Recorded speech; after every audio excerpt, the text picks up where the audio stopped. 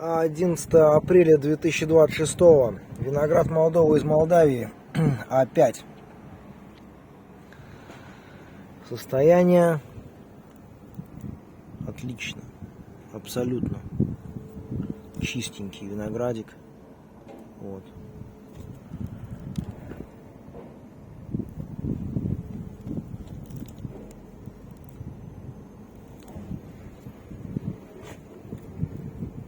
Ну, в общем, сами видите.